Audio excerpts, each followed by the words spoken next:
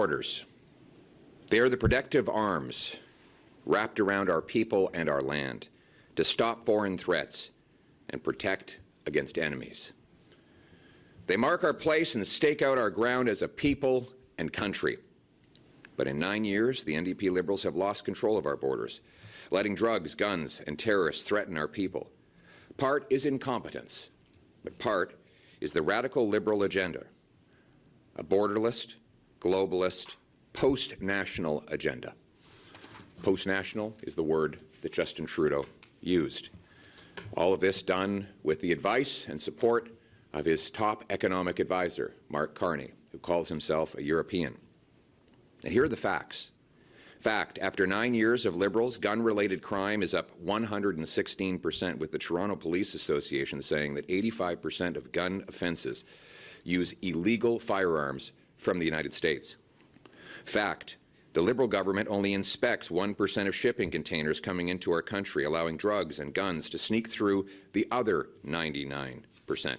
Fact, the Liberals let multiple ISIS terrorists enter into Canada, including a man who was allegedly filmed cutting up a human body on a crucifix in the Middle East. The same man is now charged for planning a terrorist attack in Canada.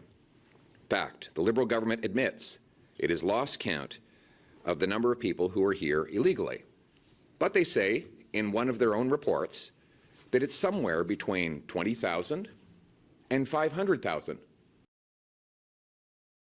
But they say it could be more. How reassuring. And then there are the drug deaths. 49,000 Canadians have lost their lives to opioid overdoses in the last 9 years. More than died fighting for Canada in the Second World War. Can you imagine that? That was a war, and it killed fewer people than have died in Canada to opioids under this Liberal government. Opioid deaths are up over 200%. The radical drug liberalization, whereby the NDP Liberals legalized the use of fentanyl in Canada, has been yet another deadly experiment. Most of the ingredients come from China and Mexico, and yet our government cannot stop them at the border. Fact, Canadian security services identified 350 organized crime rings operating within our border. 63 of these groups have international connections to China, Mexico, and other nations. Fact, in British Columbia, police recently discovered a super lab containing enough fentanyl and materials to kill 95 million people. In the year leading up to September 2024, U.S. border agents seized 11,600 pounds of drugs coming from Canada. Fentanyl seizures tripled between 2023 and 2024. Our neighbors have noticed. President Trump has raised concerns, and he has wrongly used this risk as a rationale for tariffs. These tariffs are unjustified and they are wrong. The United States needs to do more on its border, and so do we. But frankly, it should not take a foreign leader to get our government to reverse its deadly policies that are killing our people. It is not for President Trump or any other foreign leader that I want to stop fentanyl in my country. It's so that not one more mother has to bury her face in her hands in the terrible agony of learning her son died in a back alley somewhere from this poison. And that is why I will take back control of Canada's borders. My common sense, Canada First plan should immediately be adopted by Parliament. We must recall Parliament now and put Liberal Party power struggles aside so that we can adopt this plan to save our people and secure our borders. The plan: immediately deploy military troops, helicopters, and surveillance to the border to spot and intercept risks. As the recent remarks by the Canadian Forces Chief of the Defence Staff, General Jenny Kerrigan, offered earlier this month, we can deploy military assets into the sky whether helicopters or other surveillance tools, and we should do so. In fact, we should have done so long ago. 2, expand the powers of CBSA border agents to patrol everywhere along the border, not just at official border crossings. 3, hire 2,000, at least 2,000, new CBSA agents to intercept illegal crossers, drugs, guns, and other dangerous law breaking. 4, install high-powered scanners at all major land crossings and shipping ports. These scanners can see through the walls of containers and vehicles to spot drugs, guns, and stolen cars. 5, build border surveillance towers that we can deploy on and use to scan the landscape and detect incursions. Also, deploy truck-mounted drone systems that can spot incursions from the sky. 6, track departures. We should keep track of who's leaving so that we know which deportees are still in our country. As I said at the outset, the government amazingly doesn't know how many people are here illegally. How are we supposed to protect our borders when there could be over 500,000 people inside those borders illegally, according to the government's own admissions? We will pay for the Canada First border plan by scrapping the Liberal gun buyback and cutting bureaucracy. The gun buyback, actually I should call it the gun grab, has been completely ineffective. They've spent $60 million, and they admit it has not recovered a single gun. Meanwhile, even if they did get guns from this plan, according to the supporters of gun control, the main lobby group supporting gun control, the people who give their guns in would just take the payment they receive to buy other guns that are very similar in nature. Finally, the gun buyback targets licensed, law-abiding, trained and tested hunters, off-duty police officers, and other highly trained professionals who are of no risk. Obviously, no criminal is going to participate in a gun grab with the government. It will only be law-abiding people. The police do not support this gun grab. In fact, they say that 85% of guns used in crime in Toronto are illegal guns that come in through the border. So let's stop the gangsters and gun smugglers. I want to protect Canadians from criminals. Justin Trudeau and Mark Carney want to protect turkeys from hunters. We're also going to cut billions of dollars in pricey consultants and phase out thousands of back-office bureaucratic jobs through attrition. Less bureaucracy and waste, more boots on the ground, and more drones, choppers, and surveillance in the sky. We'll let lawful people and goods come in. We'll keep drugs, terrorists, and other threats out. And we'll save trade with the United States. But it's funny, here we are trying to save our trade with another country while we can't even trade with ourselves.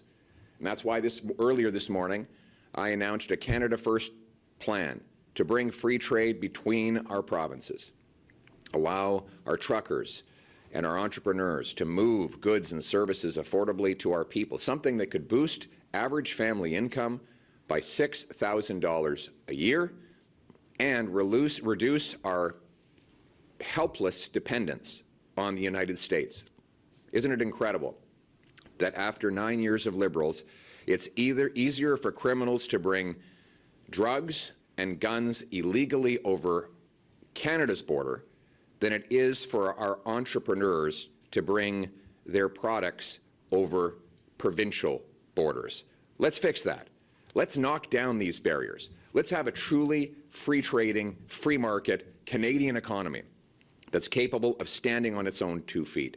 Let's do that, not to appeal to any foreign leader, but to put Canadians back in charge of their lives and their country. Let us restore the Canadian promise that anyone from anywhere can do anything, that hard work gets you a powerful paycheck and pension that buys affordable food and homes in safe neighborhoods, protected by strong borders, under a proud flag that represents the freest nation on earth. Canada. Canada here, Canada now, Canada forever. Let's bring it home. Thank you. We'll now take questions from the floor. Hi, Jared Yeager here from the Western Standard. Just English is fine. What message does it send that Mexico got a one-month pause before Canada? And do you think Trudeau's call with Trump today will yield a similar result? Unfortunately, I wasn't on the call, so I can't tell you anything about how it went. But what I can say is that we need a Canada First agenda that will protect us against these unfair and unjustifiable tariffs. And that Canada First plan must include retaliatory tariffs to deter the attacks on our economy. It must include a strong border to protect our people against drugs, guns, and terrorists.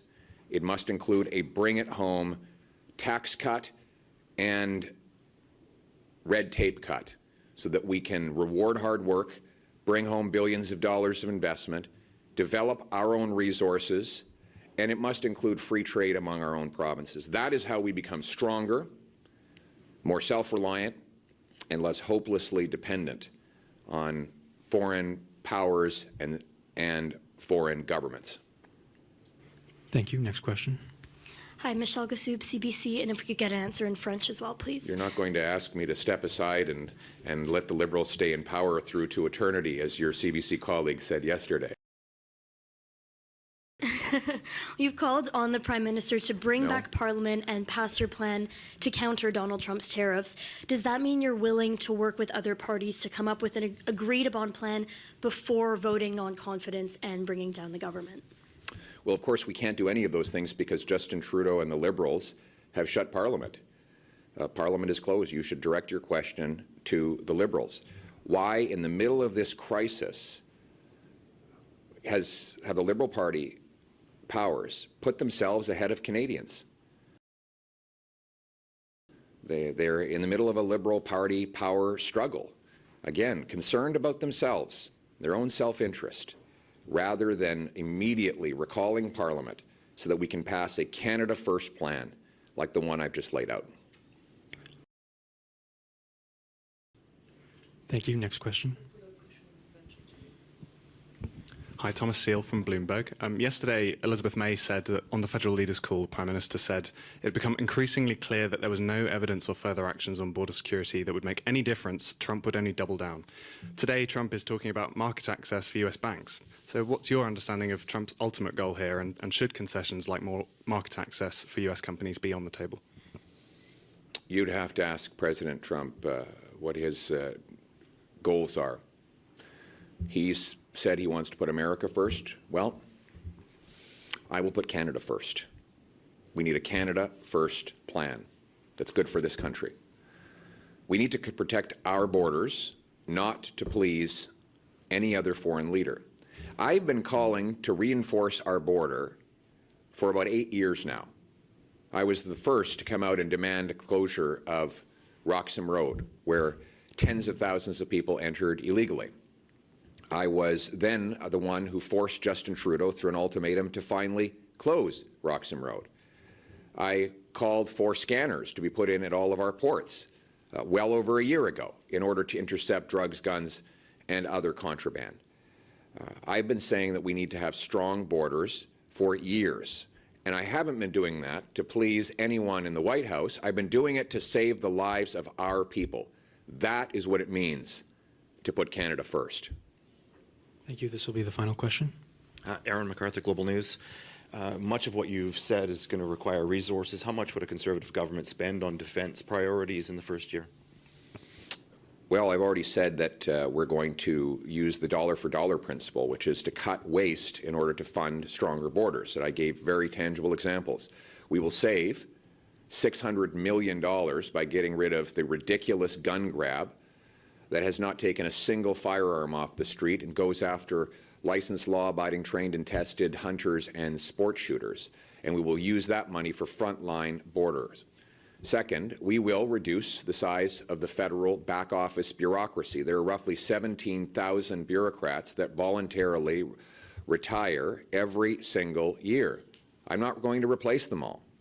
And through that the powerful mathematics of attrition, we will reduce the morbidly obese back office bureaucracy that has grown by 50% in a decade, and we'll put that money into frontline, boots on the ground, drones, helicopters, and other surveillance in the sky. Dollar for dollar. Whenever I bring in new spending, it will be matched by $1 of savings. That's how single moms, seniors, and small businesses run their finances.